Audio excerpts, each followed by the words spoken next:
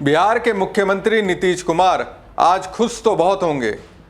हम पार्टी के अध्यक्ष जीतन राम मांझी तो खुश होकर नाच रहे होंगे, जिन पर मोदी शाह ने विश्वास किया, जिनकी राजनीतिक समझ के मुरीद होकर एनडीए के बाकियों के अधिकार को बुला दिया। आज उन्हीं की पार्टी के अगवा ने जिसको सीट दी, उन्होंने मतदान से पहले ही हार मान ली। नमस्कार दोस्तों, मैं हूं परवीन सानी।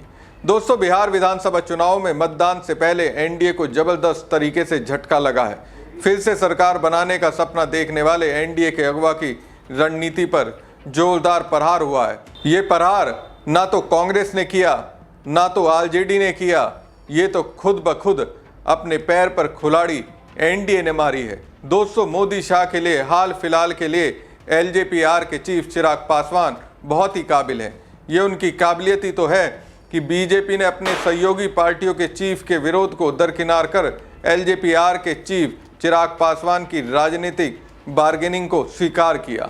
मुंह मांगी मुराद हर किसी की नाराजगी को नजरअंदाज कर पूरी की। विधानसभा चुनाव में 29 सीटें दे दी। यहां तक कि जेडीयू की सिटिंग सीट भी नीतीश कुमार की सहमति के बिना अलॉट कर दी।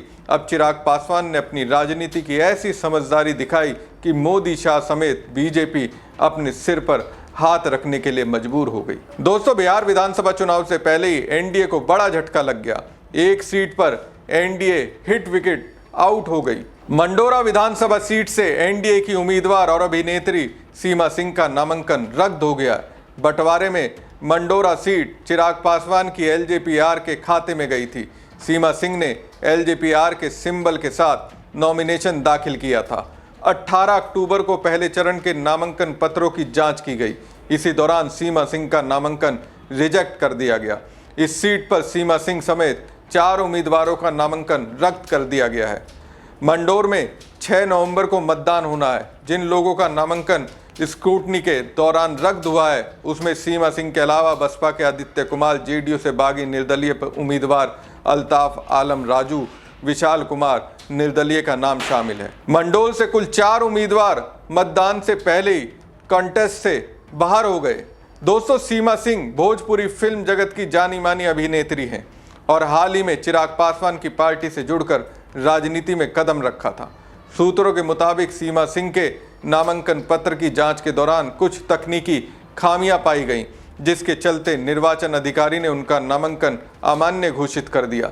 सीमा सिंह का नामांकन रद्द होने के बाद मंडोरा सीट पर एनडीए की स्थिति कमजोर मानी जा रही है। ये सीट पहले चरण में मतदान के लिए निर्धारित है, जिसके लिए नामांकन प्रक्रिया पूरी हो चुकी है। दोस्तों, पहले कहा जा रहा था कि मंडोर विधानसभा क्षेत्र में एनडीए और महागठबंधन के बीच सीधा मुकाबला होने की संभावना थी, लेकिन अब इस सीट पर सीमा सिंह का पर्चा खारिज होने के चलते एनडीए को झटका लगा है। यहाँ अब सीधा मुकाबला आरजेडी और जन स्वराज पार्टी के बीच देखने को मिलेगा। मंडोरा के आरजेडी उम्मीदवार जितेंद्र कुमार राय हैं, जो निवर्तमान विधायक हैं और बिहार सरकार में मंत्री भी रह चुके हैं। प्रयागराज की सीमा सिंह भोजपुरी इंडस्ट्री की डांसिंग क्वीन के रूप में फेमस हैं। अपनी ग्लैमर और अदाओं के दम पर उन्होंने भोजपुरी इंडस्ट्री में खूब नाम कमाया। कई फिल्मों में काम कर चुकी हैं सीमा सिंह ने।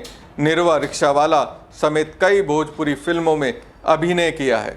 निरवा रिक्शावाला फिल्म के गाने मिशिर जी तू तो बाढ़ बड़ा ठंडा में उन्होंने कमाल का डांस दिखाया था, जिसे दर्शकों ने खूब पसंद किया।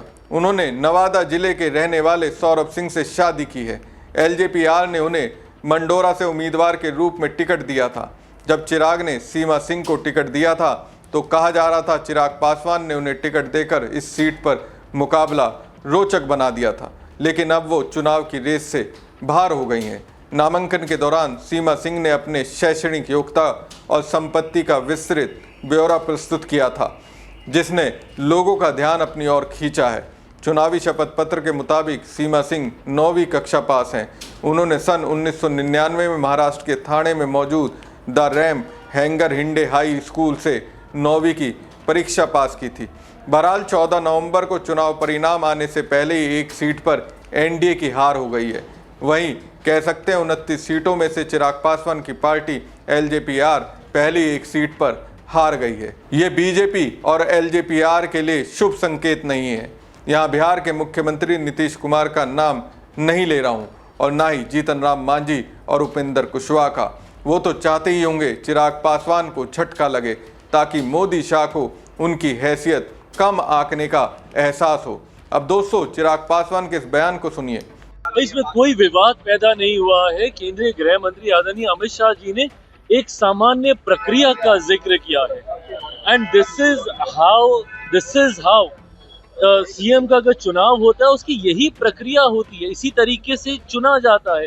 सीएम हो, प्रधानमंत्री हो, विधायक दल के जितने विधायक आपके जीत कर आते हैं वो अपना नेता चुनते हैं। तो इसमें कौन सी नई बात गृह मंत्री जी के द्वारा कही गई।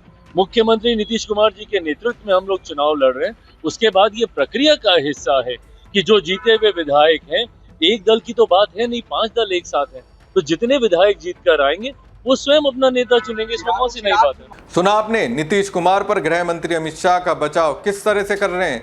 अमित शाह की तरह चिराग पासवान कह रहे हैं चुनाव सीएम नीतीश कुमार के नेतृत्व में लड़ा जाएगा।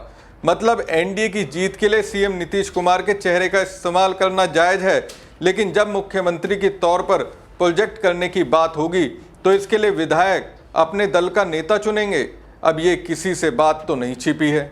जेडीयू में इस वक्त मुख्यमंत्री नीतीश कुमार की कितनी पकड़ है। कहने वाले तो कहते हैं जेडीयू इस वक्त बीजेपी का ही हिस्सा है। जेडीयू के अंदर जो भी फैसले लिए जाते हैं उसमें कई फैसले बीजेपी से प्रभावित हैं।